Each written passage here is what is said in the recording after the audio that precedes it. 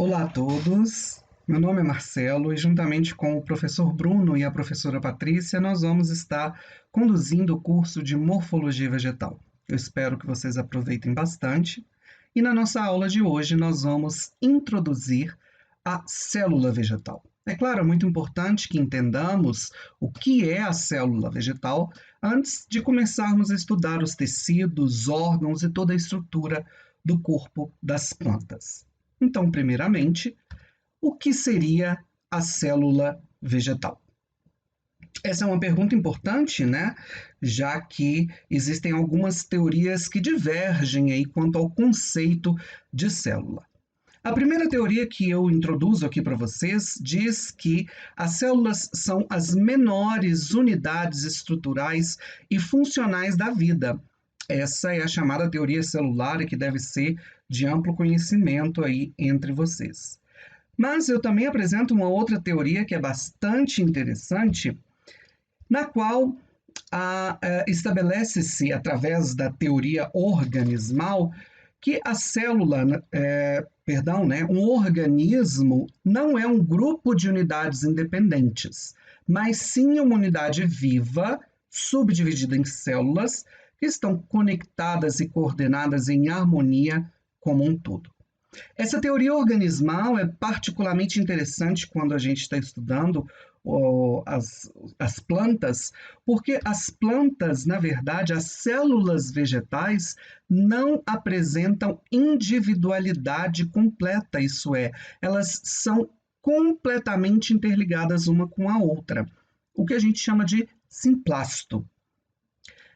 Seria como, por exemplo, se fôssemos capazes de, com uma pinça, pegar, enfiar essa pinça numa célula lá no mais alto da copa de uma árvore, introduzir essa pinça por dentro da parede celular e puxar ali aquele conteúdo de dentro da parede celular, que a gente vai entender o nome, né? O protoplasto, daqui a pouco eu introduzo para vocês. Se a gente começasse a puxá-lo, né, se isso fosse possível, todo o conteúdo do corpo vegetal sairia junto, até a última célula lá da raiz, justamente porque essas células não apresentam divisão completa. Elas são interligadas pelo que a gente chama de plasmodesma. O plasmodesma, né, permitem aí essas conexões intercelulares e a gente vai falar um pouquinho desses plasmodesma um pouquinho mais para frente.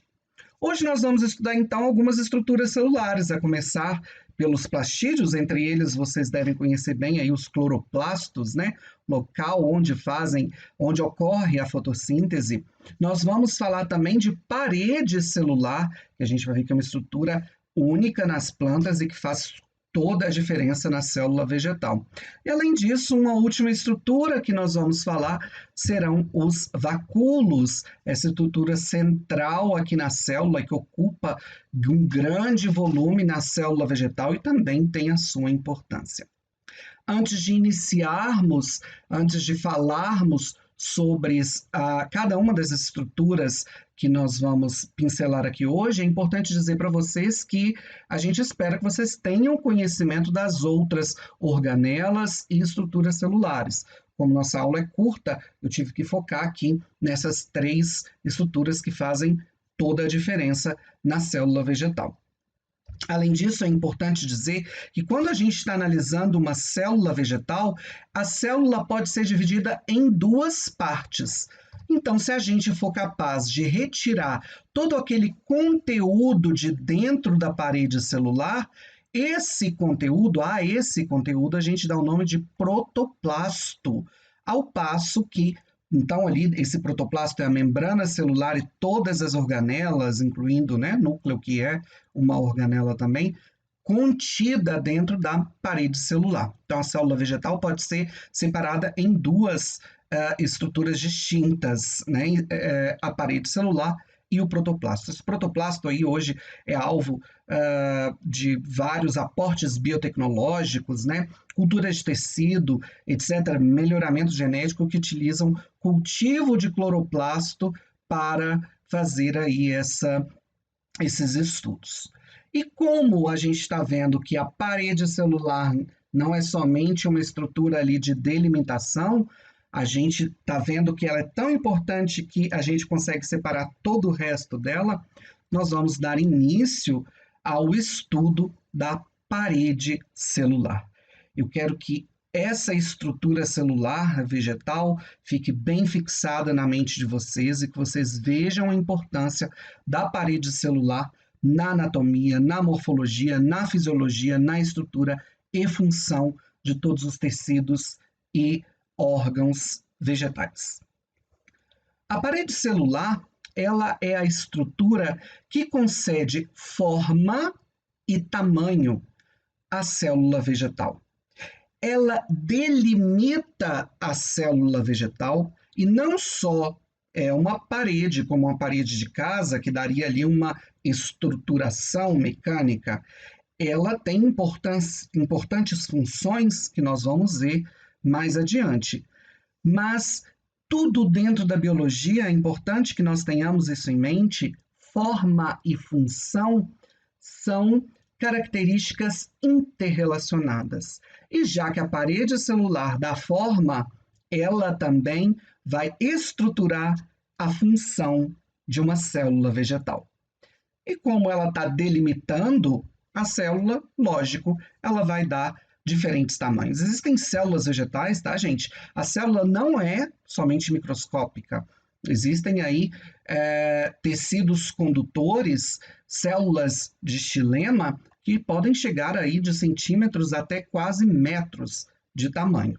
Então, não pensem que quando a gente está falando de célula, a célula é só algo que uma célula ela é microscópica, que a gente precisa mesmo de um microscópio para poder vê-la.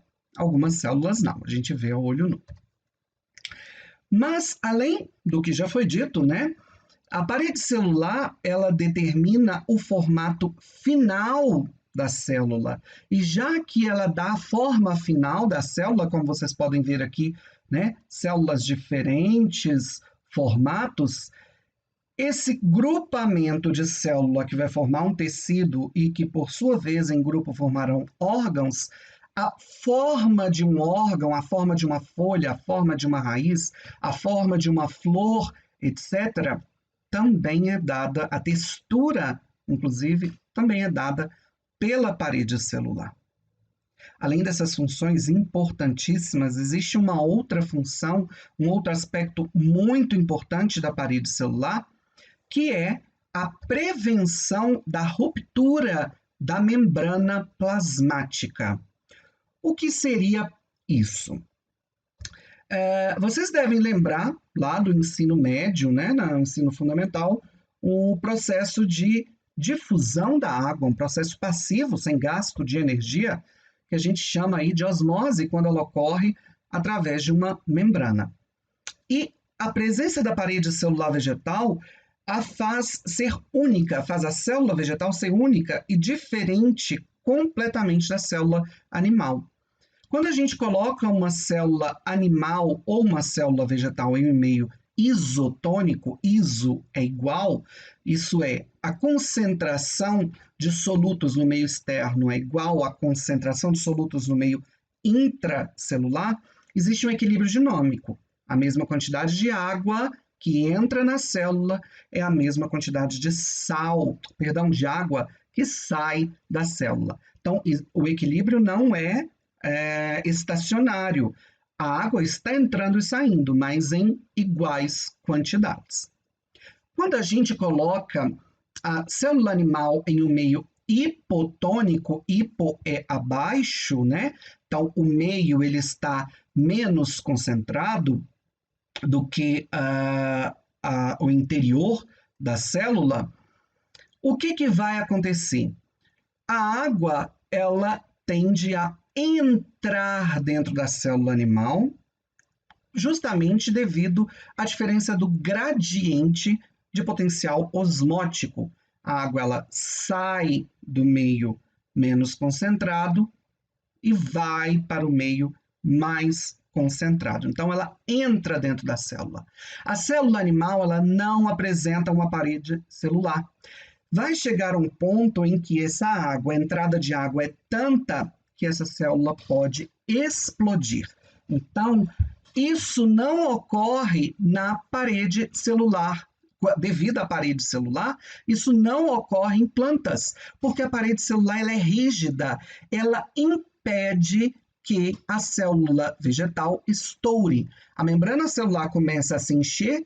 Pensem como se você tivesse aí na sua sala um balão. Ele vai enchendo, vai enchendo, vai enchendo. Um momento ele vai chegar e vai começar a encostar nas suas paredes, né? Essa parede aí da nossa casa, que é rígida, vai impedir que o balão se infle mais, né? Enche mais e ele não estoure. Isso é particularmente interessante, principalmente para nós que trabalhamos botânicos, né, que trabalhamos com planta, agrônomos, engenheiros florestais, biólogos, etc. Por quê? A célula, gente, é muito importante que vocês saibam disso, que a planta não morre por excesso de água. Você pode jogar água na planta o quanto quiser, a planta não morre. Ah, professor, mas e aquelas plantas que quando a gente constrói uma barragem, uma empresa e elas acabam morrendo? A planta morre por falta de oxigênio, por hipoxia, né? Então, no meio aquoso, nós temos menor difusão de gases, essa difusão restringe o processo respiratório e mata a planta. Mas a planta não morre por excesso de água, pelo contrário, ela precisa da célula estar bem cheia, esticando aí, empurrando essa parede celular para, inclusive, a sua divisão, para o seu crescimento, que a gente vai falar daqui a pouco, ao finalzinho dessa estrutura, né, de estudo dessa estrutura, que seria a pressão de Turgot. Então, lembrem-se, né, devido à parede celular, a célula vegetal ela não estoura com a entrada de água quando é colocada no meio hipotônico. Quando nós temos a célula colocada no meio hipertônico, isso é, a concentração de sais no exterior é muito maior do que a concentração interna, não só de sais, perdão, viu, gente? Então, a concentração de solutos no exterior é maior do que a concentração de solutos intracelular. A água, como já dito anteriormente, ela vai sempre para o meio mais concentrado. Ela sai dessa célula animal. Veja ali que essa célula fica deformada, crenada, né? Isso é bem típico aí, quando a gente vê, principalmente, se você pegar aí uma gotícula de sangue sua e colocar uma água com sal nela, a gente vê uma deformação das hemácias. Ocorre isso também na célula vegetal? Sim, a plasmólise ocorre. Porém, é importante ressaltar que, ao contrário da célula animal, a célula vegetal não muda sua forma quando colocada no meio hipertônico. Por quê? A parede celular ela é rígida, ela é irresponsível, né? Ela não responde à concentração de solutos, ela continua estática como ela é. Então, o formato da célula vegetal independe da concentração do meio ao qual a célula é colocada. Porém, nós vemos claramente uma diminuição do volume intracelular, do volume do protoplasto. Isso fica claro, a gente vai ver isso aí nos vídeos de aula prática, que ao final dessa aula eu deixo de indicação para vocês. Falando um pouco mais sobre a célula vegetal, vejam, então, que a gente está falando de uma estrutura altamente importante para a célula, que concede forma e, portanto, função, mas, novamente, eu quero que vocês não tenham preconceito com a célula vegetal, ela não é uma paredinha de tijolos aí envolvendo a célula. Ela é uma estrutura metabolicamente dinâmica, existem enzimas ancoradas na parede celular. Essas enzimas fazem com que essas paredes de diferentes células em diferentes tecidos apresentem funções específicas e essenciais, por exemplo, de respostas a sinais externos, respostas hormonais, etc. Além disso, a parede celular participa do transporte do que entra e do que sai na célula. Claro, aquilo que é produzido dentro do protoplasto, ele tem que sair, ele tem que se difundir ou ele tem que passar ativamente pela parede celular, que é o limítrofe, né? A porção mais externa da célula. Assim como o que está chegando para entrar dentro da célula também tem que atravessar a parede celular que está ali limitando o protoplasto. A parede celular, além disso, participa de um processo muito importante que é a sinalização célula a célula e a sua diferenciação. Então, se a gente pega uma célula vegetal no seu início, como se fosse uma célula tronco, né, que não tem diferenciação. A diferenciação, nós vamos falar posteriormente no curso, é quando a célula adquire uma especialidade, ela adquire uma função própria, né? Células indiferenciadas, nós vamos falar ainda na aula de hoje, quando a gente estudar os meristemas, são aquelas células que têm a capacidade de formar qualquer outro tipo celular.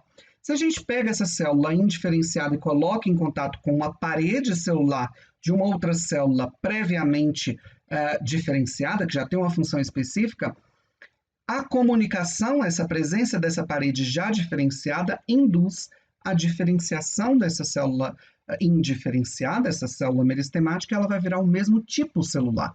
Então veja que é importante, porque a parede celular ela vai induzir que células na mesma vizinhança apresentem a mesma estrutura, a mesma função do que aquela célula que acabou de diferenciar-se ali naquele momento, né? Além disso, a parede celular tem uma importante função aí na agronomia, né, principalmente, que é a defesa contra patógenos. Através da parede celular, nós temos o reconhecimento de vírus, bactérias, fungos, a permissão da introdução de bactérias que são benéficas para a planta, como os rizóbiums, né? A gente sabe aí que são aquelas bactérias que fazem associação simbiótica com a planta para a produção, fixação do nitrogênio, além de fungos micorrízicos arbusculares que vão permear o solo aí, explorar o solo, aumentando a capacidade absortiva das raízes. Quem permite a entrada ou não e vai falar, opa, isso aqui é um patógeno, vamos matá-lo, opa, isso aqui é benéfico, quem reconhece isso é a parede celular. Essa parede ainda ela tem a função de secreção de alguns antibióticos ou moléculas que têm capacidades antibióticas, né, como as fitoalexinas, são aí produzidas e secretadas pela parede celular. Por isso, nossa aula de hoje tem um fundamental aspecto de introduzir mais. Vocês vão ver que a aula ela vai ter um tempo maior falando de parede celular, que é uma estrutura às vezes não tão bem estudada no nosso ensino médio, no nossos estudos pregressos à universidade, e que hoje ela vai ter um foco bastante coeso. Aí eu quero que vocês saiam dessa aula de hoje sabendo da importância dessa parede celular, que é diferente das paredes de outros seres, né? O que diferencia principalmente a parede celular de um vegetal é a sua composição química. E dentro da composição química, todo mundo deve saber que as células vegetais apresentam aí paredes principalmente constituídas de celulose, diferentemente das bactérias que apresentam peptidoglicana nas suas paredes, os fungos que apresentam quitina, cada um tem as suas especificidades, mas a gente vai ver algumas especificações aí da celulose que conferem um aspecto particular à parede das células vegetais. A celulose nada mais é do que um polímero de glicose. Essa glicose ligada aqui em ligações beta-1,4, né? Mas esse carboidrato ligado, o que acontece? Nós temos aqui a possibilidade de formações de ligação de hidrogênio, de forma que uma linhazinha, que é uma microfibrila de celulose, começa a interagir com as outras, vejam aqui, formando o que a gente chama de fibra de celulose, que vai se novelando, interagindo através de ligações de hidrogênio, né, dos resíduos aí glicosídicos, formando até a macrofibrila de celulose. Essa macrofibrila, gente, ela é tão importante que é uma dos compostos mais rígidos existentes no planeta Terra. É mais fácil quebrar uma barra de ferro com o mesmo diâmetro, com a mesma espessura, do que uma fibra de celulose. É como se você pode pegar aí uma folha do seu caderno, é fácil de rasgá-la, né? A folha de caderno a gente sabe aí que é celulose que a gente está fazendo. Mas tente rasgar o seu brochurão aí com 180 folhas. veja se você é capaz de fazer isso, né? A rigidez da macrofibrila de celulose, ela é maior do que a do ferro. Além disso, a celulose ela constitui de 20 a 30% do peso seco da parede primária. A gente vai ver que a parede celular ela pode ser primária e pode ser secundária. Daqui a pouco a gente chega lá.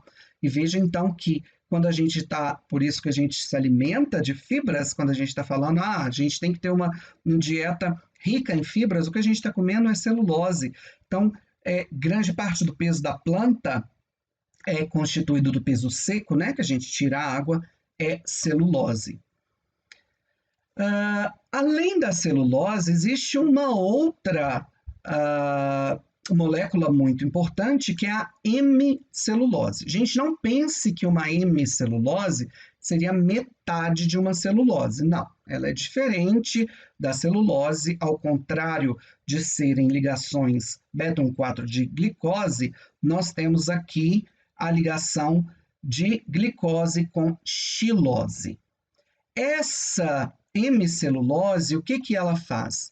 Ela permite ligações entre fibras de celulose, então, entre aquelas várias cadeias de glicose que estão interagindo entre si, várias cadeias de celulose formando uma fibra, entre essas fibras são depositadas hemiceluloses que dão mais estruturação à parede celular, fazem com que essas fibras se interajam mais firmemente. Então, ela estabiliza a parede primária, principalmente, que é aquela primeira parede formada nas células vegetais. Além disso, é importante, dentro da matriz não celulósica, isso é aquilo que não é constituído de celulose, as pectinas. Essas pectinas têm um aspecto muito importante, inclusive industrial, quando a gente está comendo geleia, né? Aquela geleia que você passa no pão, é muita pectina. Ao passo daquela geleia cascão que a gente corta com faca, ela tem menos pectina. Mas o que dá aquela maleabilidade é pectina extraída de parede celular. Então, se a pectina dá maleabilidade, na parede celular, o que ela faz também? Ela permite um gelzinho, ela funciona como um gel, permitindo uma lubrificação da parede celular, conferindo flexibilidade. Quanto maior a quantidade de pectina na parede celular, nós temos paredes mais flexíveis. E uma vez que essa flexibilidade é necessária quando a célula vai crescer, durante o processo de expansão, de alongamento da célula vegetal, existe uma grande quantidade de pectinas aí presente nessa parede. Então, vejam que a pectina ela é formada por ligações de ácido galacturônico formando aí, então, os ácidos pépticos. Aqui é uma estrutura da parede celular, então vejam aqui nós temos fibras de celulose, que é a porção maior da parede celular, e nós temos, após essa fibra de celulose, nós temos hemicelulose ligando, aqui em verde mais escuro, ligando uma fibra a outra, trazendo aí um maior enrijecimento dessa parede, ao passo que as pectinas presentes ali entre as fibras permitem aí uma flexibilização dessa parede celular. Aqui novamente mostrando para vocês, né, a fibrila de celulose, e entre as fibrilas de celulose nós temos hemicelulose. Mas eu quero trazer para vocês aqui um outro componente de parede celular muito importante, que está aqui em vermelho, que é a lignina. Esse componente a gente vai falar bastante ao longo aí do nosso curso, vocês vão ouvir falar da lignina. A lignina funciona como? A lignina ela é completamente hidrofóbica, não é toda a parede celular que apresenta lignina. Apenas alguns tipos de parede apresentam. Mas ela é hidrofóbica, ela odeia água, ela não gosta de água. E é como essa lignina, ela se enovela em torno das fibras de celulose, fazendo com que essas fibras fiquem rígidas. É como se o seu dedo fosse uma fibra de celulose, ele tem uma certa, né? O seu dedo você pode articulá-lo, graças às articulações, ele tem aí essa flexibilidade, e você enovela o seu dedo inteiro com um fio dental ou com uma linha. Você não é mais capaz de mexer o seu dedo. É isso que a lignina faz. Ele prende as fibras de celulose, aparentemente são ligações covalentes e que não podem ser desfeitas uma vez que a lignina é depositada. E ele, por ser essa lignina, esse material ser hidrofóbico, as células que apresentam parede celular com lignina, elas não podem ter um metabolismo muito ativo, porque a entrada de água para dentro da célula fica dificultada pela presença da lignina. A deposição de lignina, ela ocorre de dentro para fora, então do protoplasto para o exterior da célula vegetal, por isso que a gente fala que é de forma centrípeta e ela é irreversível. Não há como tirar lignina da célula vegetal, a planta, né? Inclusive na indústria, quando a gente vai fazer celulose de alta qualidade, né, as indústrias de papel, por exemplo, existem modificações genéticas de eucaliptos, etc., para que produzam menos lignina, porque a lignina acaba estando ali ligada à parede celular, perdão, às fibras de celulose, acaba interferindo no processo de extração. E quebra de lignina demanda energia pra caramba aí, que vocês não têm ideia. Então, poucos fungos são capazes de quebrar a lignina, ela faz parte do material orgânico recalcitrante do solo, demoram milhões, centenas a milhares de anos para ser degradada. E a lignina, além do seu papel hidrofóbico, como eu disse, que ela fixa, que ela enrijece a fibra de celulose, ela também enrijece a parede celular. Então, são paredes celulares mais duras. Tecidos que apresentam lignificação de paredes são principalmente aqueles tecidos que funcionam como nossos ossos, no processo de sustentação de órgãos vegetais. Para dar sustentação, permitir com que, né, a planta ela não tem osso nenhum, como que ela fica de pé? Então, é a parede celular que permite com que a planta cresça contra a gravidade, né? Geotropismo negativo, e ela funciona, a lignina vai enrijecer. Seria como o nosso cálcio aí para os nossos ossos, né? A lignina ela enrijece a parede celular, dando maior estrutura, maior força, permitindo com que esse tecido se torne um tecido de sustentação. A gente vai estudar ao longo do nosso curso alguns tecidos que apresentam lignificação de suas paredes. No caso aqui eu estou apresentando para vocês o colênquima, que é um dos tecidos de sustentação da planta. Além da lignina, nós temos a suberina como uma outra macromolécula importante. Essa suberina é um dos compostos mais hidrofóbicos no corpo vegetal. Isso quer dizer que uma célula, uma vez suberificada, ela vai morrer. Na maioria das vezes, ela acaba morrendo. Algumas células muito importantes que apresentam paredes suberificadas são células ali da exoderme, a gente vai estudar isso na raiz, né, e da endoderme, que a gente chama de barreiras apoplásticas que forçam a água a passar por dentro da célula vegetal. Quando a gente for estudar a raiz, a gente fala mais disso, mas lembrem-se dessa macromolécula da suberina. Ela é o maior componente em paredes secundárias de tecidos de proteção. Então, lembrem-se, suberina, tecido de proteção e o que eu acabei de falar para vocês aí de barreiras apoplásticas. Isso vai ser muito importante para a nossa aula de raiz, ali na endoderme e exoderme. A suberina, ela é altamente hidrofóbica. Então, a célula suberificada tende a morrer, porque a água não consegue mais entrar dentro da célula. Existem outras substâncias também hidrofóbicas que ocorrem em partes específicas de células de tecidos de revestimento, como é o caso da cutina e das ceras. Como que a planta, a gente fala da importância da água para a planta, né? Uma planta, ela precisa sempre ser irrigada. Se a gente viaja e deixa nossa plantinha sem irrigar, ela acaba morrendo. Mas como que a planta, ela cresce num ambiente seco? E eu não estou falando só de um deserto, não. Quando a gente pensa na nossa atmosfera, a quantidade de água que tem aqui na nossa atmosfera é muito menor do que aquela que está no nosso corpo. E no corpo vegetal também. O que que impede que a água saia de dentro do corpo e vá para a atmosfera? Pela transpiração, né? Existem mecanismos fisiológicos de regulação da transpiração, mas aquele caule, aquela folha que está exposta a essa atmosfera, ela é recoberta por uma epiderme, que é o último tecido, né? O tecido de revestimento dos órgãos vegetais, e essa epiderme, em suas paredes externas aqui, ela é revestida por ceras e pela cutina, formando o que a gente chama de cutícula. Essa cutícula causa impermeabilização dessas células, fazendo com que haja uma diminuição da perda de água para o meio externo.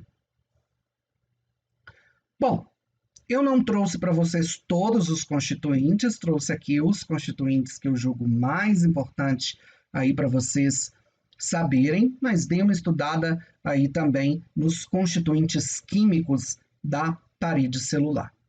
E aí, eu sei que é inevitável que muita gente vai estar aí perguntando, né? Qual é a necessidade de eu saber química de parede celular? E eu vou falar para vocês, a necessidade, a depender do que vocês querem fazer da vida, ela pode ser grande. Já dei um exemplo para vocês na indústria alimentícia, o uso de pectinas para a formação de geleias. Quando a gente vai tratar de cosméticos, né? Batom, hidratantes, ceras, cápsulas que a gente ingere, medicamento, petróleo, tudo isso nós estamos falando de parede celular. Esses constituintes de parede são importantes nas atividades antrópicas, nas atividades dos homens, né?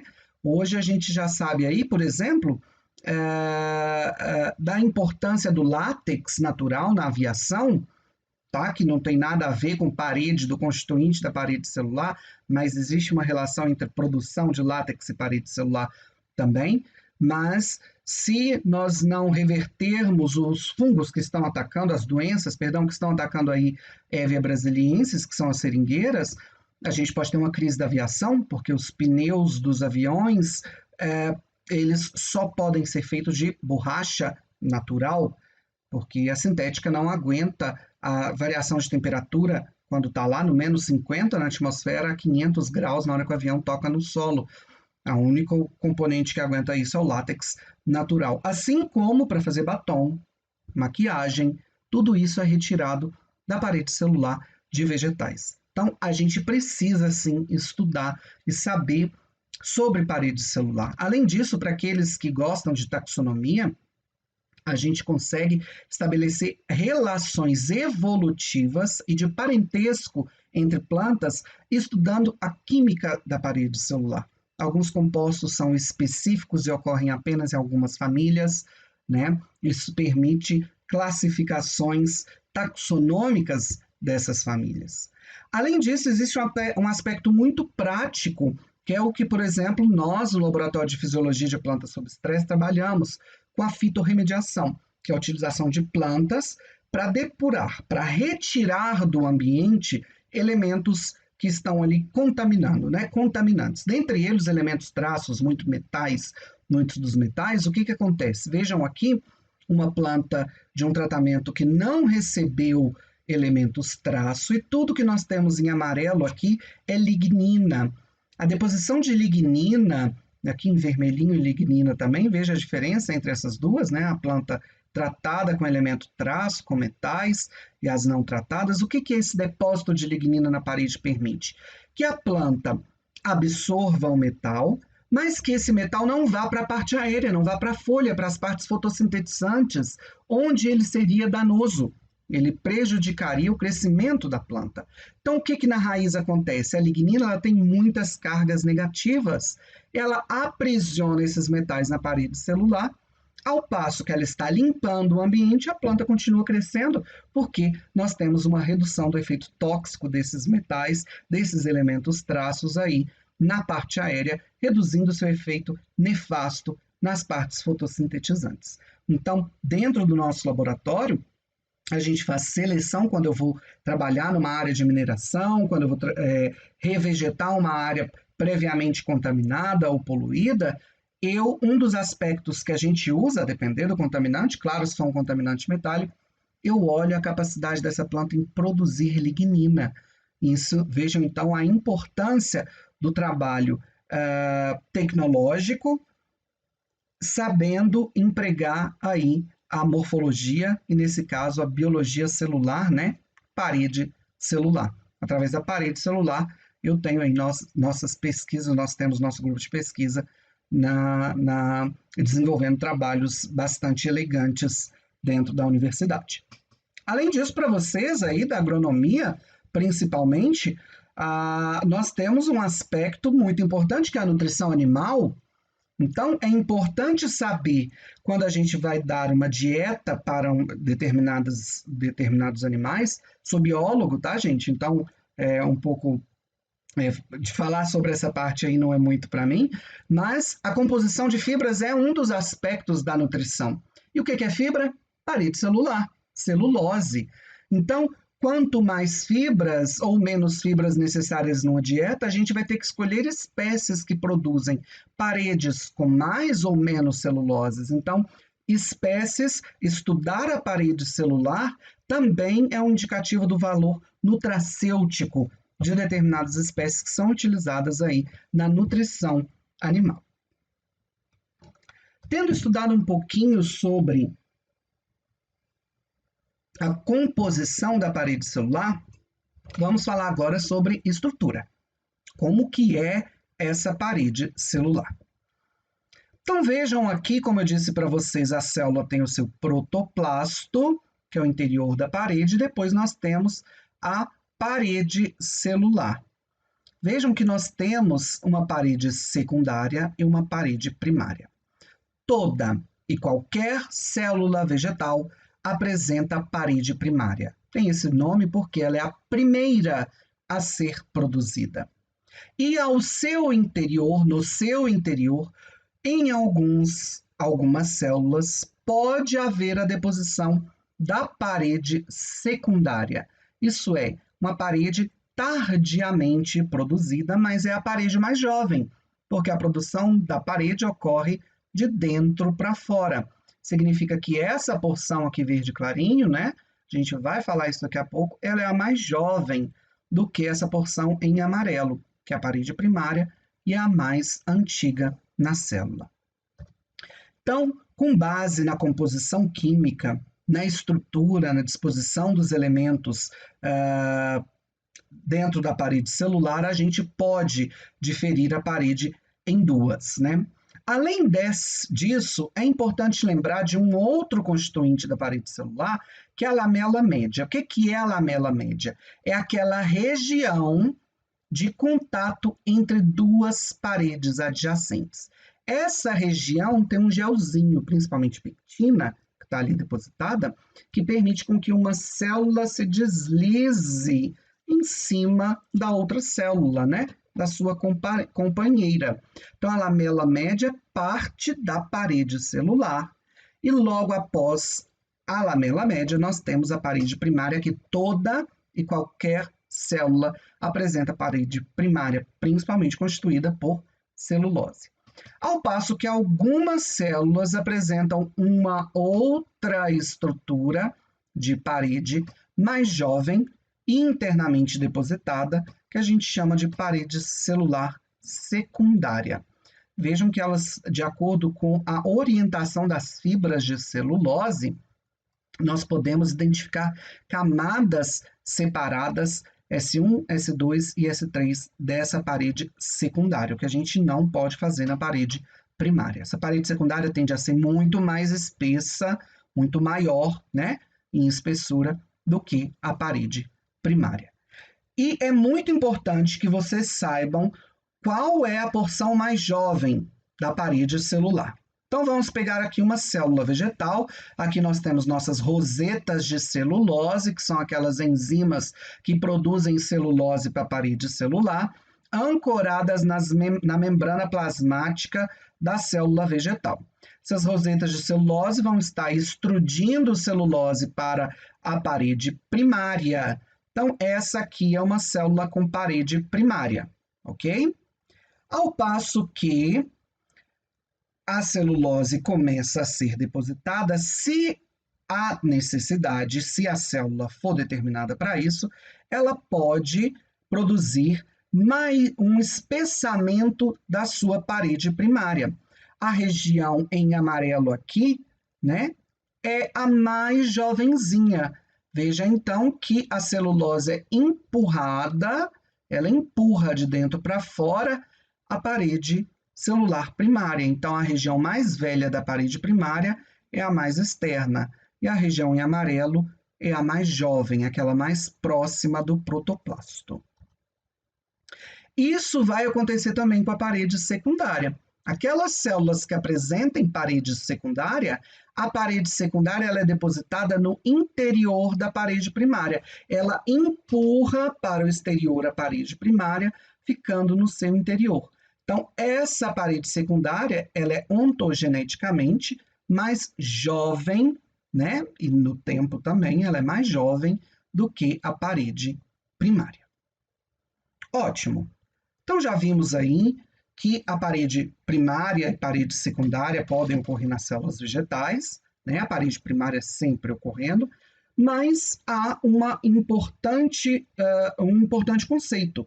Eu disse no início da aula que as células vegetais não são independentes, elas são interligadas. Mas se ela apresenta uma parede primária espessada, ou somente uma parede primária, ou uma parede secundária, essa parede ela isola uma célula da outra? Não. O que vai acontecer? Existem pequenos canalículos, os desmotúbulos aqui, formados do retículo endoplasmático, que perpassam regiões da parede primária ou da parede secundária, que a gente chama, no caso de ocorrerem essas regiões, que são adelgamentos, regiões mais fininhas de parede primária, essas regiões mais fininhas permitindo a passagem dos desmotúbulos formando os plasmodesmos, a essas regiões a gente chama de campos primários de pontuação ou de pontuação primária. Ambos os nomes estão corretos. E no caso de haver aqui ainda o depósito de parede secundária, a gente chama de pontuação, que a professora Patrícia deve discutir com vocês aí na aula dela alguns tipos de pontuação. Então vejam, aqui nós estamos enxergando como se você fosse o núcleo. Você é o protoplasto, isso é parede secundária, veja que ela está interna à parede primária. Essa região aqui onde não houve esse depósito de parede secundária, a gente chama de pontuação, que está englobando vários campos primários de pontuação, permitindo a comunicação entre duas células adjacentes. Isso aqui a gente chama de membrana de pontuação, isso ocorre numa célula, a outra célula adjacente vai ter uma pontuação na mesma região, permitindo aí um par de pontuação que a gente chama de, né, o par de pontuação aqui, essa comunicação entre paredes secundárias de células adjacentes, né? A membrana de pontuação, então, constitui a lamela média, lá no fundo dessa parede primária, vários campos de pontuação primária e a pontuação na parede secundária, entre duas células adjacentes. Então, tendo agora a gente sabido que a composição da parede celular, a estrutura dessa parede, é importante a gente saber como que ocorre o crescimento da parede celular, e quando eu estou falando de crescimento de parede celular, eu estou falando de crescimento celular, crescimento da célula. Claro. Então, vocês vão me falar assim, professor, a parede celular ela é rígida, como que a célula vai crescer? Quando uma célula vai se dividir, gente, a célula ela não pode estar delimitada por uma parede rígida e se dividir ao meio, porque vai chegar num ponto em que a gente não vai ver mais célula. Se fosse assim, nós íamos ter uma divisão exponencial pela metade, né? Então, a célula da segunda geração ia ter 1/4 do tamanho da célula mãe. Isso não é permitido. Então, antes do que a célula se divida, ela tem que crescer. A célula ela cresce, então ela se divide. Como que ocorre esse crescimento? Esse crescimento é dirigido por o que a gente chama de pressão de Turgot, que eu já disse para vocês lá no início da aula. O que é a pressão de Turgot? Nós temos a entrada de água dentro do vacúolo, que é uma estrutura lá de dentro do nosso protoplasto. Esse vacúolo funciona como uma bexiga, um balão. Ele começa a receber água, entra água, e ele começa a empurrar a parede celular. A essa pressão que ele exerce na parede celular, a gente chama de pressão de Turgot. A parede celular, claro, que ela é rígida, quando ela está no estado rígido, ela devolve a mesma pressão para o vacúolo, fazendo com que a água saia da célula, né, não permita mais entrada na célula, ou então ela vai ser fisiologicamente modificada, fazendo com que ocorra modificações químicas nessa parede. Então, algumas proteínas percebem, epa, tá na hora, isso aqui está me empurrando, significa que eu tenho que crescer, essa célula está precisando de ser maior, de mais espaço, o protoplasto precisa de mais espaço para desempenhar as suas funções. Então, ativa uma cascata de hormônios, né, estensinas, auxinas, etc., que fazem com que haja, primeiramente, a redução do processo que faz com que as células estejam, que a parede celular esteja dura. Então, aquelas ligações entre fibras de celulose começam a ser rompidas. Essas fibras começam a ficar mais maleáveis, permitindo com que haja uma extensão da parede celular. E quando que isso acaba? Quando nós temos a redução dos processos de quebra de parede. Então, aqueles processos que estavam quebrando fibras de celulose para que elas não ficassem mais ligadas, diminuísse o enrijecimento da parede. Quando isso começa a cessar e faz com que nós tenhamos um aumento da interligação, então cessa-se o processo de quebra de parede, de afrouxamento de parede, e as fibras de celulose começam a ficar mais rígidas, isso está cessando, né? Está terminando o processo de crescimento da parede celular. Então, a composição se torna diferente, essa parede se torna mais rígida, a célula, então, já cresceu até o seu limite, que é determinado geneticamente, né? Ela não pode crescer exorbitantemente, porque senão o metabolismo intracelular não consegue acompanhar, não consegue ser suprido pela capacidade de absorção. Isso é uma outra aula que a gente pode discutir depois, tá? O metabolismo ele está para o volume, assim como a capacidade de absorver água e nutrientes está para ali a superfície da célula. Então, se você põe L² sobre L ao cubo, nós temos aí um momento que a célula é obrigada a se dividir. No caso aqui, a célula vegetal ela é obrigada a cessar o seu crescimento, que vai impedir com que a célula cresça mais quando nós temos aí a interrupção dos processos de quebra e o aumento do processo de coesão, de ligação, novamente, das fibras de celulose na parede celular.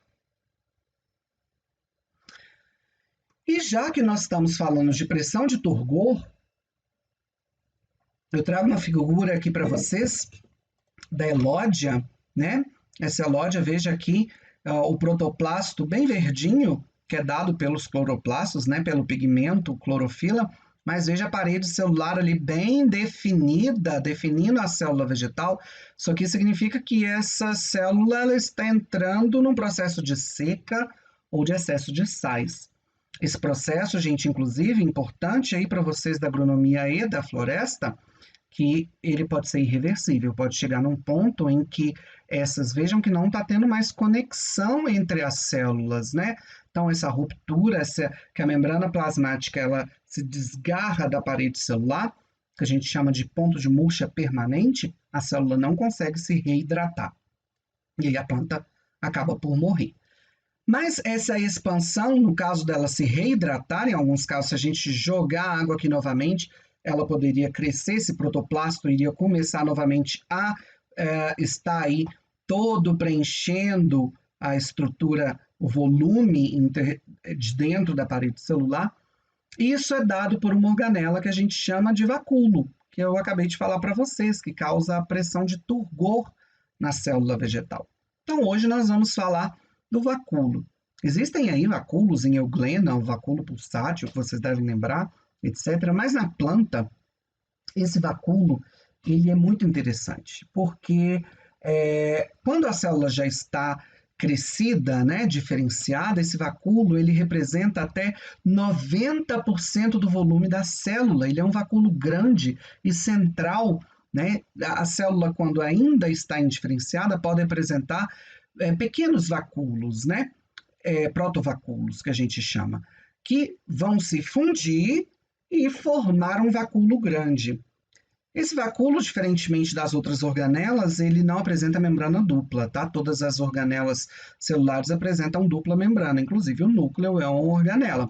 Mas o vacúolo, ele apresenta uma organela única, uma membrana única de revestimento, que a gente chama de tonoplasto, justamente porque o vacúolo é que dá o tônus celular, né? O grau de hidratação.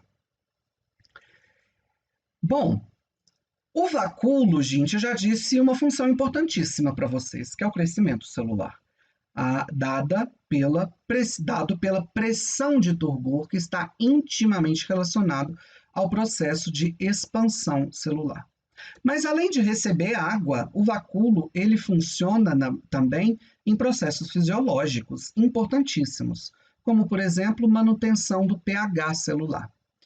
Então vamos supor que uma célula é colocada, a célula vegetal, a planta não pode correr, né, gente? Então vamos pôr ali que tem um solo que foi jogado, um solo contaminado com ela, um solo com muita amônia, um solo, alguém fez xixi lá no pé da planta. Esse material, esse composto, ele é absorvido pelas células. Uma vez absorvido, ele pode mudar o pH da célula. Quando a gente fala de pH, vocês têm que lembrar de enzimas, né? Enzimas que são importantíssimas para o metabolismo normal da célula vegetal. Se nós tivermos uma alteração drástica de pH, uma mudança de pH intracelular, pode afetar a atividade dessas enzimas, que podem ser inativadas. Proteínas desconformadas. Quem mantém, então, a regularidade do pH celular é o vacúolo. Como? A célula vegetal joga para dentro do vacúolo compostos que podem alterar o pH. Podem jogar ácidos, podem jogar bases, então ele funciona como uma lixeirinha celular, né? Além disso, então, por exemplo, se o pH da célula mudou, acidificou, ela pode recrutar bases de dentro do vacúolo para contrapor essa diminuição do pH. Então vejam que o vacúolo ele funciona no armazenamento de compostos. E entre esses compostos, um dos principais compostos que ele armazena são metabólitos do nitrogênio. Isso é, aquele nitrogênio que a gente sabe que é altamente importante, essencial para a célula, ele pode ser armazenado dentro do vacúolo para quando a célula, o metabolismo ali dentro do citoplasma requerer esse tipo de nitrogênio, ele pode ser, então, utilizado de dentro do vacúolo. O vacúolo também pode armazenar metabólitos secundários, né? Alexinas, terpenos, etc., aí, que são produzidos em alguns tipos específicos de célula vegetal. Além disso, dentro do vacúolo existem enzimas, tá? Não pense que ele é só uma lixeira, um compartimento ali para armazenamento das coisas, não. Existe metabolismo dentro do vacúolo. Então, existe uma porção digestiva dentro do vacúolo que, inclusive, faz a reciclagem de outras organelas. Organelas velhas, né? Aquelas maquininhas que pararam de funcionar, podem ser digeridas dentro do próprio vacúolo, assim como outros compostos necessários de digestão pode ocorrer aí essa digestão dentro do vacúolo. O vacúolo é altamente importante, vejam aqui no eletromicrografia, não, o tamanho do vacúolo em proporção aos demais compartimentos intracelulares. Então, ele tem uma importante função dentro da célula, principalmente como o que a gente chama de lixeira celular, armazenando compostos, drusas de oxalato de cálcio, né, compostos tóxicos para a célula, todos jogam ali dentro do vacúolo. Além disso, novamente, lá no nosso laboratório, a gente trabalha muito com vacúolo, porque vacúolo ele pode armazenar metais. Então, por exemplo, o que a gente chama de fitomineração, né? Algumas plantas conseguem extrair dos solos metais, como no caso o níquel, o ouro, e armazená-lo no vacúolo. Depois a gente consegue recuperar isso. Então, ao invés da gente fazer todo um processo de mineração, aquele maquinário, escavar o solo, fazer todo aquele processo que causa um dano ambiental enorme, hoje nós utilizamos plantas fitomineradoras que são capazes de absorver, isso a gente tem pesquisa nos Estados Unidos, no Canadá, principalmente com ouro, e aqui no Brasil com níquel, né? Elas absorvem o metal e armazenam nos seus vacúolos, e a gente digere essa planta depois, né? Corta a planta e recupera de dentro do vacúolo aquele metal precioso que a gente está precisando, né? Então veja aqui o níquel saindo, a gente extraindo o níquel da seiva do xilema, que tem indicação de coloração rósea nesse papel indicador aqui. Esse níquel, uma vez que ele chega nas folhas, chega na parte aérea, ele é armazenado dentro do vacúolo das células, porque o níquel é tóxico, tá? Para as plantas. Então, para evitar a toxicidade em um cloroplasto, impedindo a fotossíntese e o crescimento celular, esse níquel é jogado e armazenado ali dentro do vacúolozinho da célula, que funciona ali como um armazenador e um minerador, né? Um estoque de metal que a gente pode aproveitar no que a gente chama aí, num aspecto dentro das tecnologias de fitorremediação, a fitomineração. Além disso, os vacúolos podem armazenar pigmentos, como é o caso aí, todo mundo deve conhecer a Protrapoeraba roxa, né? Já deve ter visto essa plantinha aí. Lá na Federal a gente tem muito, lá no Politécnico. E vejam a diferença. Isso é muito importante, tá, gente? Quando a gente faz um corte anatômico e vê esse tipo de coloração rósea, que é dado pelo pigmento antocianina, dominando toda a célula vegetal, isso aqui não pode estar disperso no citoplasma, não pode estar contido em plastídeos, que nós vamos ver daqui a pouco também tem essa função. Quando nós temos uma extensão enorme da célula coberta por uma coloração, no caso de antocianina, só pode estar sendo guardada dentro do vacúolo.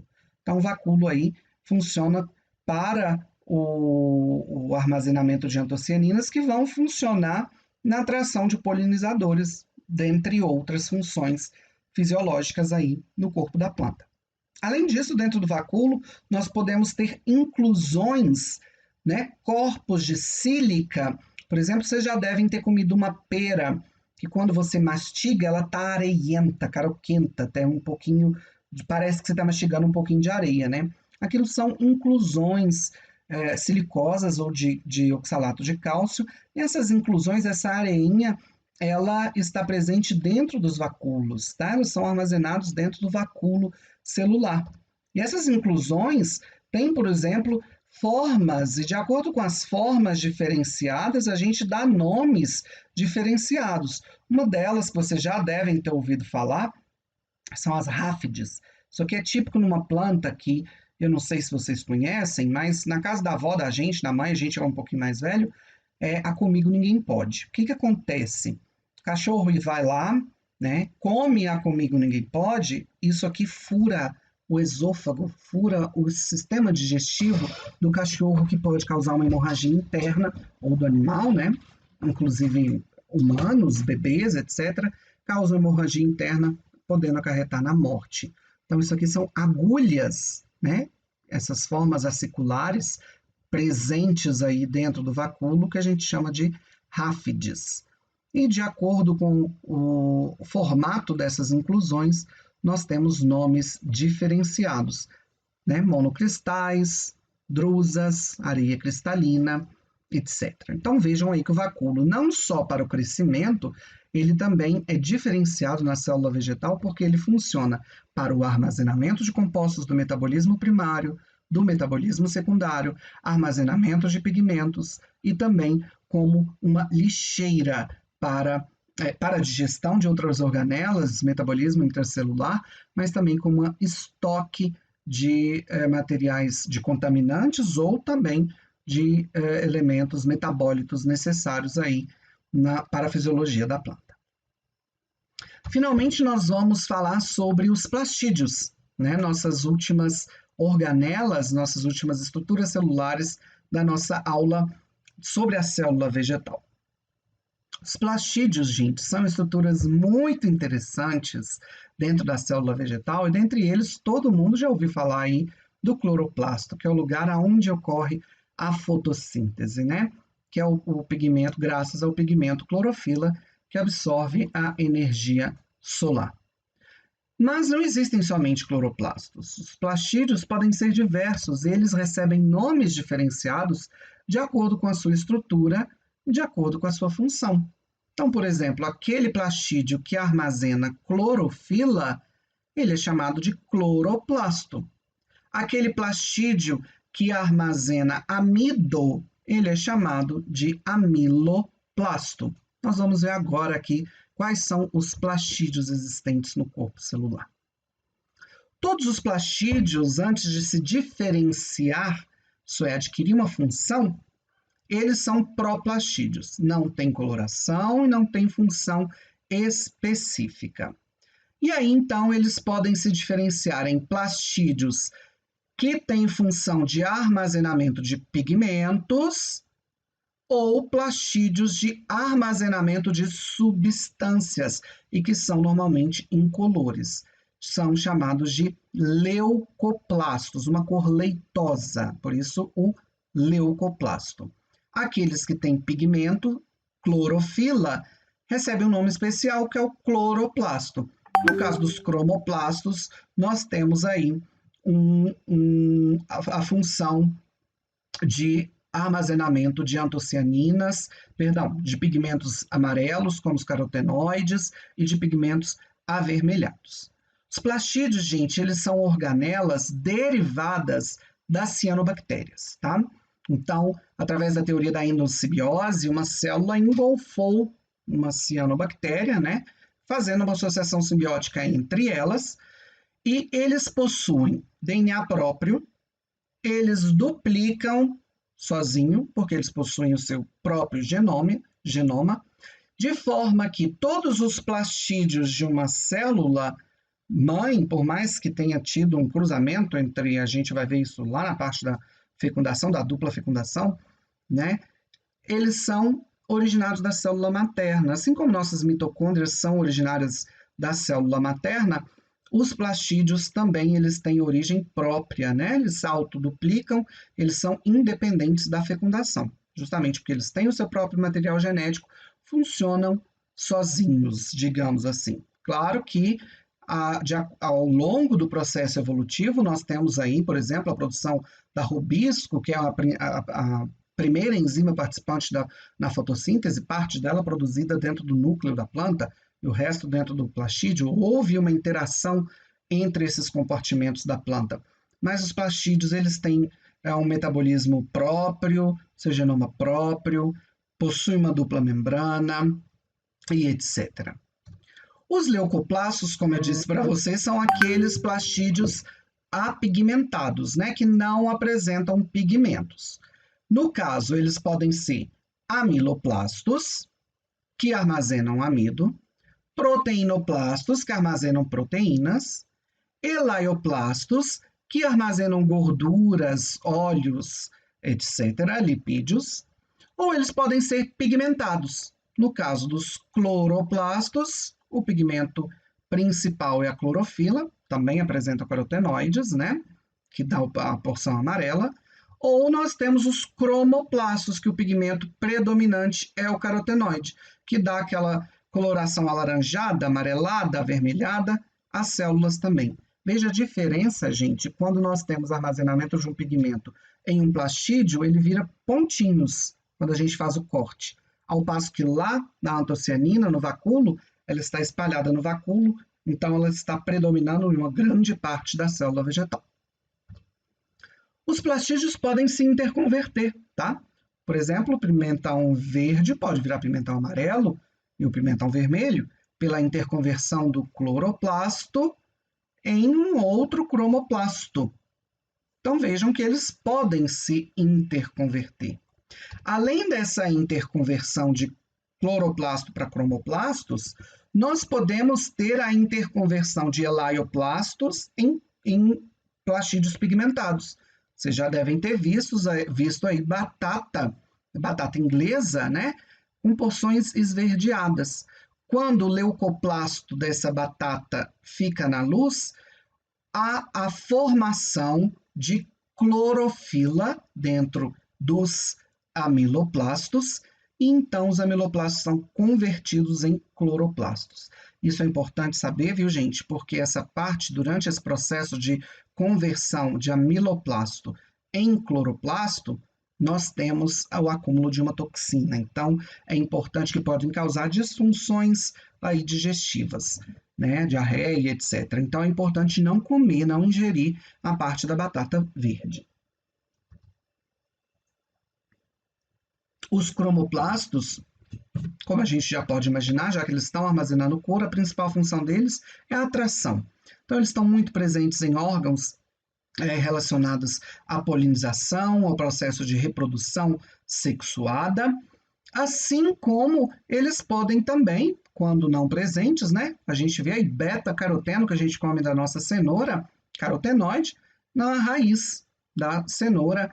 Nós temos a interconversão do verde, né? Fruta verde para o fruto, perdão, verde para o fruto vermelho. Nós temos o cloroplasto virando um cromoplasto, mesmo que ocorre naquelas folhas de outono. Nos países temperados, nós temos as folhas verdes virando folhas amarelas, vermelhas, aí que dá aquela coloração bonita nas florestas temperadas. Então, interconversão de um plastídio a outro. Os cloroplastos, não vou entrar em muitos detalhes com vocês, mas vocês vão estudar isso na fisiologia, né? A gente sabe que eles são especialmente importantes justamente por causa da predominância do pigmento clorofila. E lembrem-se, gente, que não é só folha que é verde. Todo órgão verde de uma planta, por exemplo, uma haste, um caule jovem, um fruto verde, ele faz fotossíntese. Então, fotossíntese não é restrita somente a folhas, como a gente pode pensar. Tudo que é verde ali na planta faz a fotossíntese. Amiloplastos muito importantes, a gente vê aí quando a gente faz um corte de batata, a gente pode colori-lo com iodo, a gente acha na farmácia, tá? Se cortar a batata com iodo e pingar o iodo nela, ela vai ficar azulada.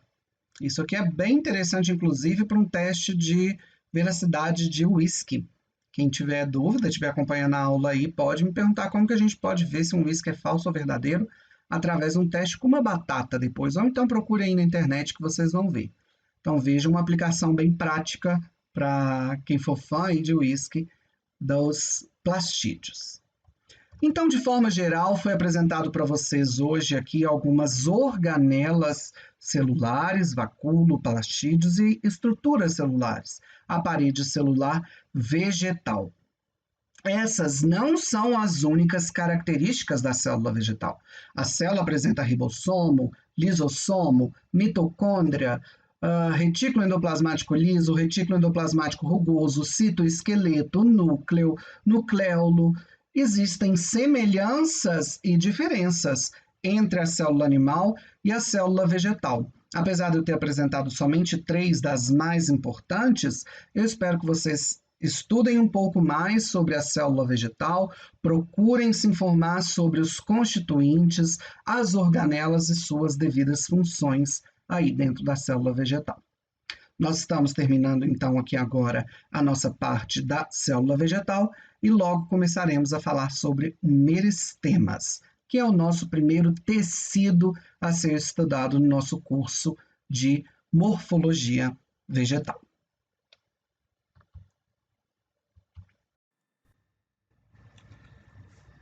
Bom, pessoal, após termos estudado sobre a célula vegetal, nós vamos dar início ao estudo dos primeiros tecidos do corpo vegetal, que são os meristemas. Os meristemas estão intimamente relacionados a uma pergunta: como a planta cresce? É importante saber que após a fecundação, nós temos aí a formação de um zigoto que vai estar em intensa atividade mitótica, isso é, todas as células vão estar em divisão para a formação de um embrião. Este embrião apresenta células especiais, isso é, essas células ainda não têm função definida, essas células que a gente chama de embrionárias têm a capacidade de originar todo e qualquer tipo celular. A principal função dessas células, que a gente chama de células meristemáticas, é a adição de novas células ao corpo vegetal. Porém, essa adição de células ao corpo vegetal é restrita, já numa planta em formação, a determinadas áreas. E a essas regiões, a gente dá o nome de meristemas. Os meristemas, o próprio nome diz, vem do grego merismos, que significa divisão. A divisão celular é a principal característica dos tecidos meristemáticos. Esses tecidos mantêm essa característica de potencial de divisão mitótica por toda a vida da planta. Isso é, ele perpetua as suas próprias células. A planta, dessa forma, pode crescer indefinidamente a partir do momento que os seus meristemas continuem ativos. É claro que nós não vamos ver plantas aí atingindo quilômetros de tamanho, Chega num ponto em que há limitações fisiológicas e que a atividade desses meristemas são reduzidos, impedindo então a adição de novas células e o crescimento das plantas então é determinado, geneticamente e fisiologicamente. Mas vejam só, os meristemas, como eu disse para vocês, eles existem ao longo de todo o período de vida da planta.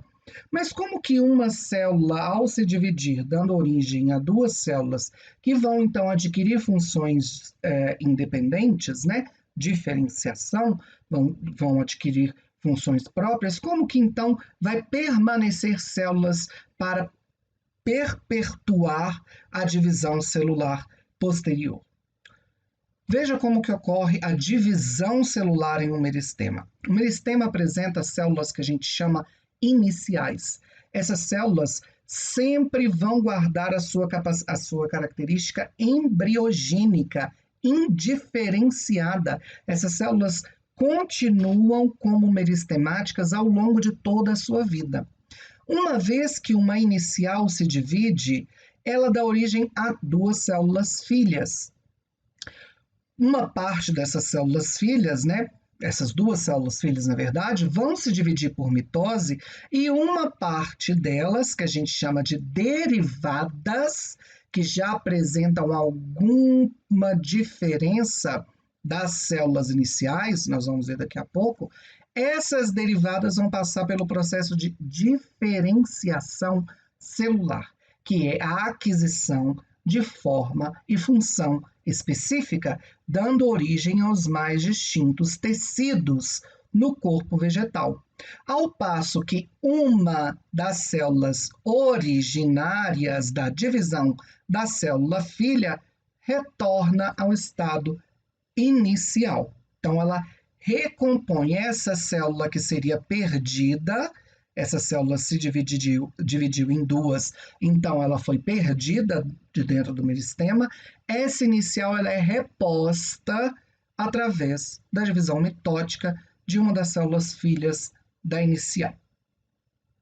Então, veja que dentro deste processo, esse processo de perpetuação das iniciais, garante que os tecidos meristemáticos perpetuem-se por todo o ciclo de vida da planta.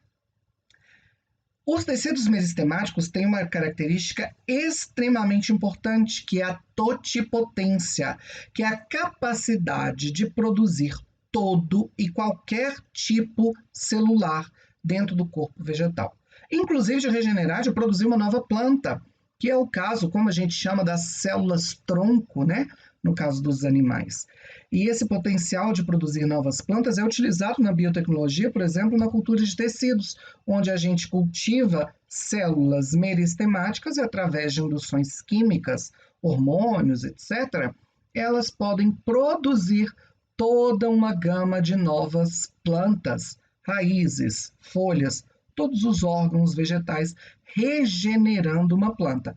Então, se eu tiro o meristema de uma planta e cultivo em condições adequadas, uma nova planta vai surgir. Claro, um clone, né? Isso aqui é uma reprodução assexuada, não envolveu união de gametas. Como eu disse para vocês, então, um tecido meristemático ele é constituído por dois tipos celulares.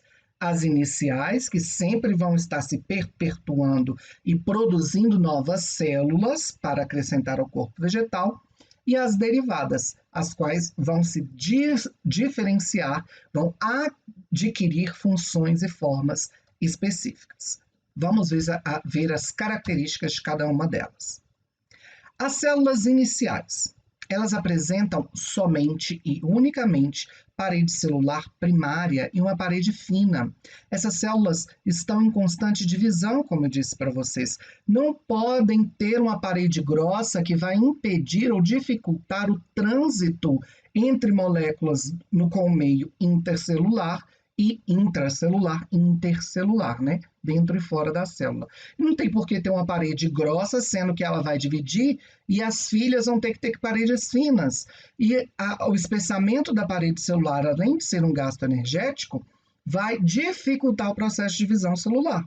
Então, as paredes têm que ser finas e sempre primárias, nunca paredes secundárias. Porque paredes secundárias, a gente já viu, reduz o metabolismo da planta, e esse metabolismo em células em divisão é alto, elevado, tem que ser mantido ali alto, né? Os processos bioquímicos com grande demanda. Então a parede tem que ser fina para permitir trocas e também garantir a divisão celular. O citoplasma dessas células é denso, vocês podem ver aqui, né? Isso aqui devido à grande quantidade de ribossomos. Vocês devem saber, né? Estudado após a aula de célula vegetal, são responsáveis pela síntese proteica. Síntese proteica é essa que está intimamente associada ao processo de divisão celular, né? Produção de proteínas para as novas células filhas. Então, é um citoplasma denso. O núcleo tende, na maioria das células iniciais, a ser volumoso devido à quantidade de cromatina ali presente, que é o DNA, né? Que vai se dividir. Então, intensa atividade do núcleo por causa da sua divisão, da cariocinese, né? Que é a origem de dois novos núcleos durante o processo de divisão celular. Além disso, como eu disse na aula de células vegetais, as células ainda sem diferenciação, como é o caso das iniciais do meristema, apresentam microvacúolos ou esses estão ausentes ainda. O vacúolo ainda não está formado ou ele está em vários pequenos saquinhos. São pobres em reserva, porque não tem por que ter acúmulo de proteínas, nem de lipídios, nem nada. Eles estão sendo utilizados ativamente, porque essas células estão em um metabolismo enorme para a divisão. Além disso, elas não apresentam plastídeos diferenciados, são os proplastídeos que nós estudamos na aula de célula vegetal. Ausência de cloroplastos, não fazem fotossíntese, justamente por isso não armazenam lipídios, né? Então não tem elaioplastos, não tem amiloplastos, etc., como dito aí, os proplastídeos sempre presentes. E são ricos em dictiossomos, que é o complexo de Golgi, tá? que é o responsável, o complexo de Golgi, que é o responsável pela produção de vesículas que vão levar ali as rosetas de celulose, que vão produzir celulose para as paredes primárias, que deve ser construída, claro, nas células filhas. Então, a gente precisa de muito diptossomo, porque ele vai estar em extrema atividade de produção de vesículas para a síntese de celulose para as novas células filhas. Essas iniciais também são chamadas de eumeristemas, são células meristemáticas verdadeiras. Elas são isodiamétricas, isso é, tem o mesmo diâmetro em todas as superfícies que a gente for ver. Paredes finas, ricas em citoplasmas, são células com tamanho reduzido, porque elas não passam por um crescimento celular exacerbado, já que estão sempre se dividindo, cresce, divide, cresce, divide, cresce, divide. Então, não tem como essas células ficarem de um tamanho maior, devido à atividade mitótica acelerada. Isodiamétricas, como eu disse para vocês já, são justapostas. Essas células, isso é uma das principais características que nos permitem reconhecer um tecido meristemático, a ausência de espaço intercelular entre células. Então, elas são bem coladinhas uma com a outra, são justapostas e totipotentes, podem originar qualquer um dos tipos celulares. Além das iniciais, como eu disse para vocês, os meristemas também apresentam as células derivadas, que são aquelas que tiveram origem da divisão das células iniciais. Nessas células derivadas, a gente já começa a ver modificações advindas do processo de diferenciação celular.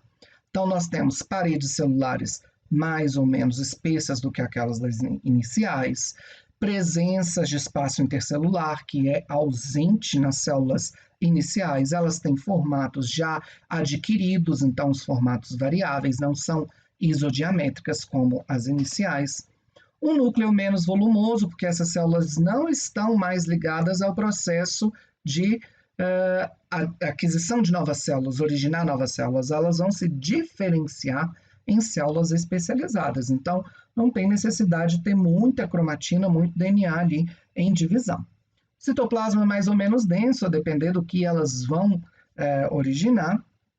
Já tem organelas diferenciadas, como plastídeos.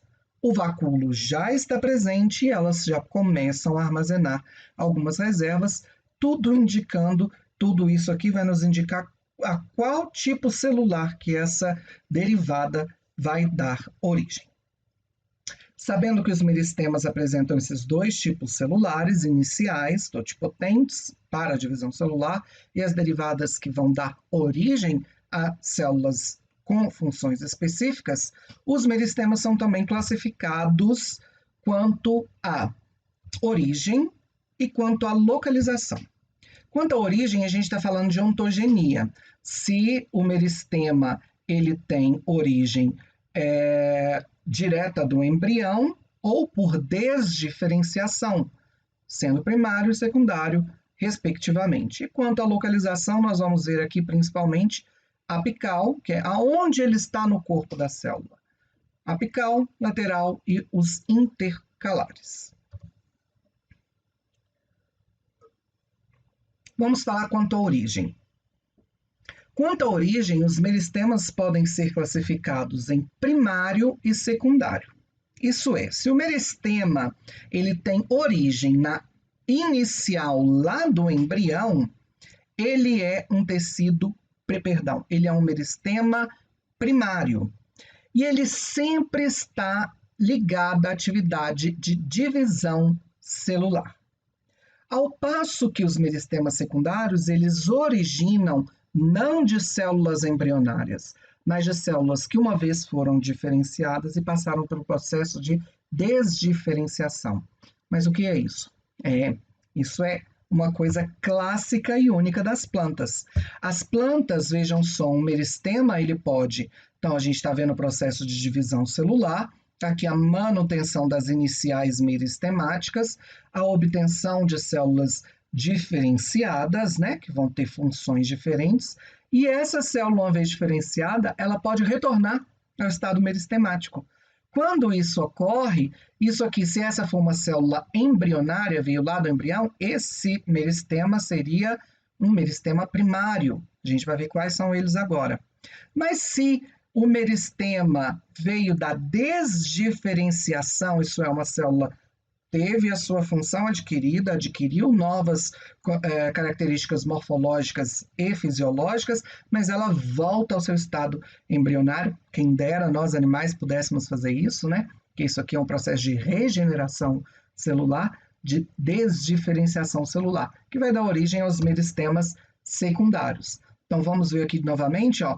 Aqui a gente vai ter, por exemplo, um meristema primário, seria aquele no qual é originário de células embrionárias. Nós temos uma célula passando pelo processo de diferenciação, veja que ela é completamente diferente daquela célula meristemática, mas ela pode voltar a ser uma célula meristemática. Nesse caso, seria um meristema secundário. Os promeristemas ou protomeristemas são todos os meristemas primários. Por que a gente fala meristemas primários? Existem 3 que vão dar origens a diferentes tipos celulares. Esses meristemas primários, como eu disse para vocês, são provenientes de células, são derivados de células embrionárias, sendo ele a protoderme, o procâmbio e o meristema fundamental. Todos esses 3 estão presentes no embrião em formação, então o embrião lá já formado, ele apresenta somente meristemas primários ou protomeristemas. Vamos estudar a protoderme. A protoderme, ela advém de divisões anticlinais, isso é, divisões paralelas à superfície do embrião. Então, vão ser aquelas células que estão revestindo o embrião e que justamente vão dar origem ao tecido de revestimento, ao tecido primário, chamado epiderme. Todo tecido primário vem da atividade de um meristema primário. Todo tecido secundário, que vocês vão estudar principalmente com a professora Patrícia, xilema secundário, floema secundário, suber, filema, etc., vem da atividade de um meristema secundário. Além da protoderme, primeiro tecido meristemático primário que nós vimos, que é o tecido que vai dar origem à epiderme da planta, quando há a divisão vertical no corpo do embrião, adicionando células, né, para o lado aqui, nós vamos ter células mais no interior e células mais ao exterior. Lembrando novamente que o que está revestindo o embrião é a protoderme, que vai dar origem à epiderme. As células que ficaram mais no interior de todas dá origem ao procâmbio. Procâmbio esse que vai dar origem aos tecidos de condução, xilema e floema. Então, o interior do embrião é formado pelo procâmbio, meristema primário, que vai dar origem a xilema e floema. E aí, entre a protoderme e o procâmbio, nós temos o meristema fundamental, que vai dar origem aos tecidos fundamentais primários, né? Colênquima, esclerênquima, parênquima, que a gente vai ver também nas nossas aulas futuras. Lembrando novamente que, então, um embrião lá dentro da semente, ele é constituído unicamente por meristemas primários, que, de acordo com a sua posição e origem, né? Então, a gente viu lá as divisões radiais, paralelas à superfície do embrião, dando origem à protoderme, que vai originar a epiderme, lá na planta. O procâmbio, a região mais central de meristema, que vai dar origem a xilema e floema, e o meristema fundamental, que vai dar origem a diversos tecidos de preenchimento e sustentação. Colênquima, esclerênquima, etc. Cada um desses aqui apresenta iniciais e apresenta derivadas, tá? Então, as iniciais, aquelas que vão manter a divisão sempre, características embrionárias relacionadas à divisão, à mitose. E as derivadas, que são aquela parte do meristema que já tem algum processo de diferenciação ocorrendo. Essas células já vão dar origem a formas especializadas, a funções especializadas no corpo vegetal. Já os meristemas secundários, eles não estão presentes no embrião. Então, todo embrião, apresenta meristema primário e nenhum embrião apresenta meristema secundário.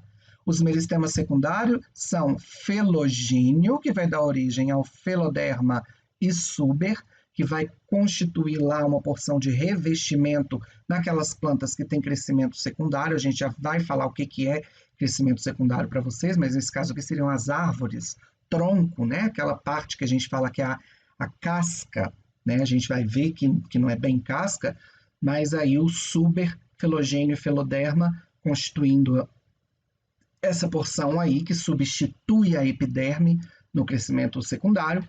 O felogênio, ele veio da desdiferenciação de células. A mesma coisa, o câmbio vascular, que vai dar origem a xilema secundário e floema secundário, em plantas com crescimento secundário, esse câmbio também vem do processo de desdiferenciação. Não vem lá de protoderme, nem de meristema fundamental e nem de procâmbio. Então, veio de um outro tipo celular. Por isso que ele é um meristema, porque ele vai se dividir para dar origem a novas células, mas secundário, porque não tem origem embrionária. Quanto à localização, os meristemas são classificados em apical, quando ele está no ápice da raiz, ou no ápice do caule. Então, na pontinha da raiz, nós temos tecido meristemático apical da raiz. Na pontinha do caule, tecido meristemático apical do caule. Lembrando que a raiz, né, sempre está adicionando células para cima e o caule células para baixo. Então, a planta cresce de cima para baixo, no caso da parte aérea dela. Esses meristemas apicais, eles vão promover o crescimento em extensão. O meristema apical do caule promove o desenvolvimento, o alcance em relação à luz, então o crescimento do caule com geotropismo em direção à luz, né? E a raiz em direção, o gravitropismo positivo, em direção ao solo. Então, o crescimento em extensão da planta. Esse meristema apical, gente, ele apresenta meristemas primários. Então, todo meristema apical do caule ou da raiz apresenta protoderme, apresenta meristema fundamental e apresenta ali o procâmbio no seu interior.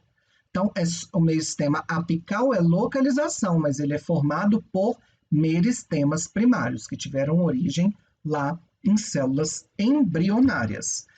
No meristema apical, como eu disse, então, nós temos protoderme, que dá origem à epiderme, nós temos todos os 3 meristemas primários.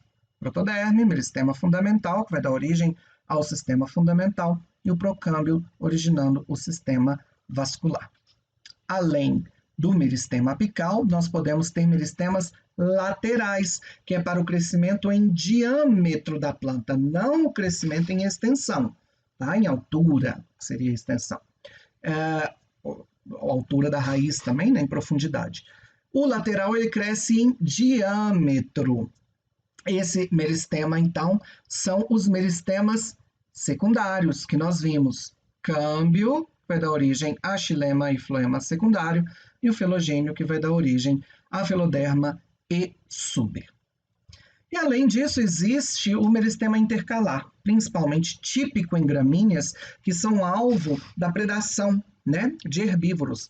Como que é que aquela planta ela é comida, então, na sua parte superior, e ela cresce novamente, através da atividade dos meristemas intercalares, que estão ali entre os meristemas apicais, e que permite o desenvolvimento, o crescimento da planta em extensão, mas esse crescimento não se dá pelos meristemas apicais. Então, como eu disse, está típico ali nas gramíneas, esses meristemas aí, como, por exemplo, em plantas formadoras de como, né, na cana-de-açúcar, aqueles nós, quando a gente vai chupar a cana-de-açúcar, aquele nozinho, é meristema intercalar, que permite o crescimento entre os nós ali da cana-de-açúcar. Então, aqui um quadro para mostrar para vocês. Nós temos o meristema apical, que pode ser do caule ou da raiz. Nele, nós temos os meristemas primários, protoderme, meristema fundamental e procâmbio, que a gente chama de promeristemas ou protomeristemas. Protoderme vai dar origem à epiderme. meristema fundamental, parênquima, colênquima, esclerênquima, que é o sistema fundamental, e o procâmbio, xilema primário, floema primário e o persículo, nós vamos ver isso aí bem quando a gente estiver estudando caule, raiz e folha, que então são relacionados ao sistema de condução. Esses todos são os tecidos primários, uma vez que eles são originários dos meristemas primários.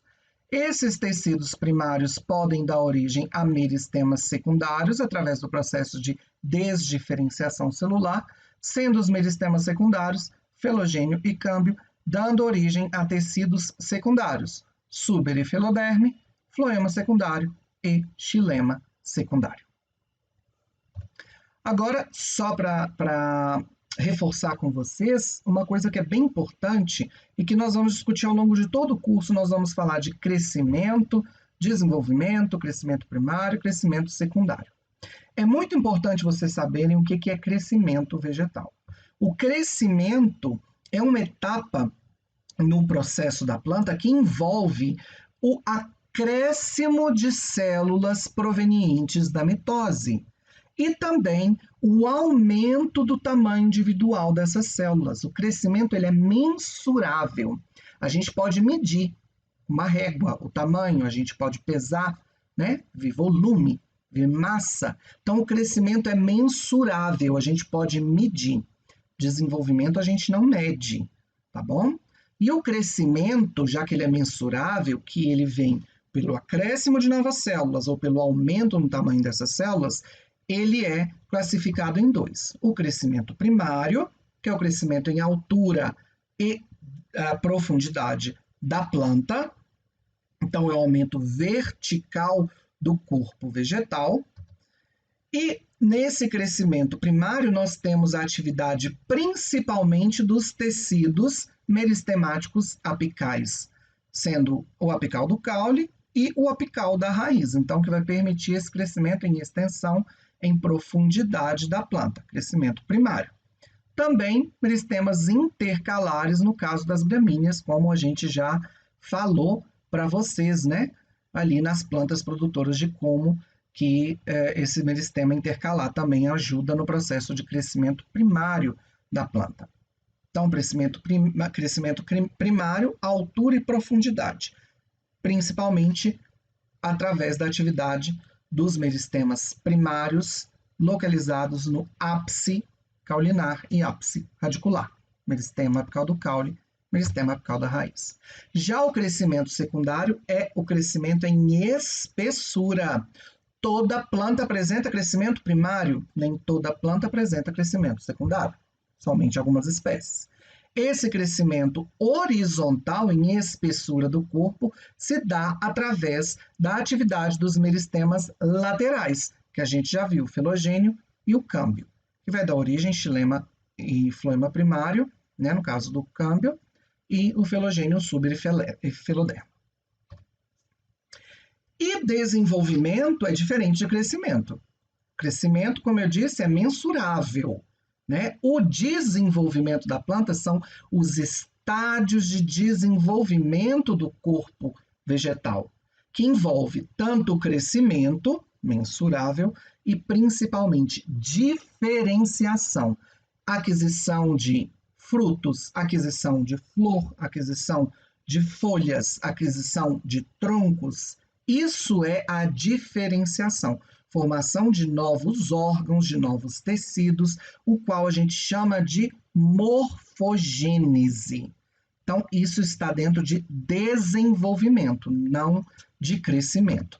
Então, é a origem a formação dos diferentes tipos celulares através do processo de diferenciação celular.